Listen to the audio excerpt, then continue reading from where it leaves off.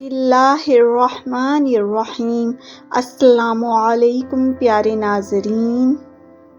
ऊँट की गर्दन का गोश्त खाने से जिस्म में ताकत आती है और हम कई बीमारियों से बच सकते हैं। जिनकी जिल्द खुश्क हो जाए वो गाजर खाएं, खुश्की ख़त्म हो जाएगी। गन्ने का रस पीने से कब्ज़ से छुटकारा मिलता है। हर खाने के बाद थोड़ा सा गुड़ खा लिया करें, पेट में गैस नहीं होगी।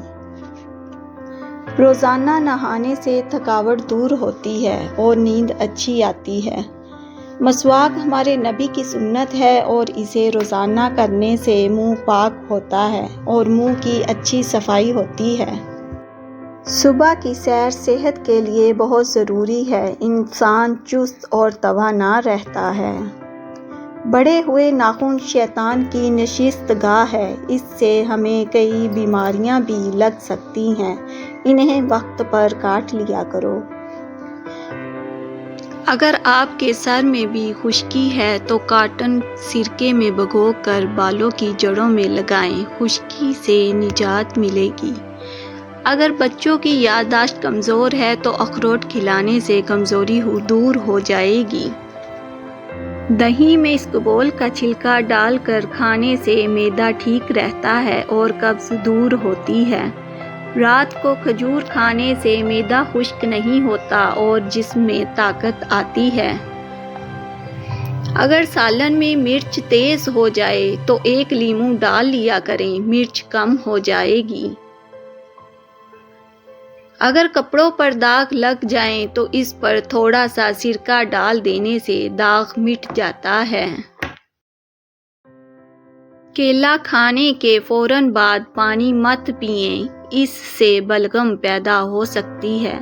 रात को झाड़ू मत दो, रिज़्क से बरकत उठ जाती है।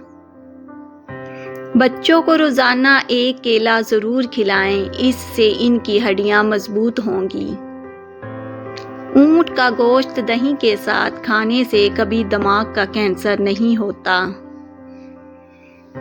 हर 3 दिन बाद चीनी का सफूफ अंडे की सफ़ेदी में मिलाकर लगाने से झुर्रियाँ ख़त्म हो जाती हैं।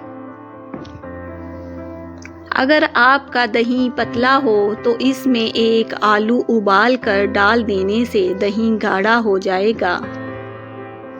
कालीन पर अगर पानी गिर जाए तो कालीन पर अंगूर के पत्ते रख देने से सारा पानी पत्ते अपने अंदर जज़्ब कर लेंगे। हाई ब्लड प्रेशर के मरीज़ों को दूध में पानी मिक्स करके पिलाने से हाई ब्लड प्रेशर कंट्रोल में आ जाता है। अगर सर में जुएं पड़ जाएं तो तारे मीरे का तेल सरसों में मिलाकर सर पर लगाएं, जुएं ख़त्म हो जाएंगी, आइंदा के लिए नहीं पड़ेंगी। अगर आपको मेरी वीडियो अच्छी लगी हो तो प्लीज़ लाइक और सब्सक्राइब कर दें।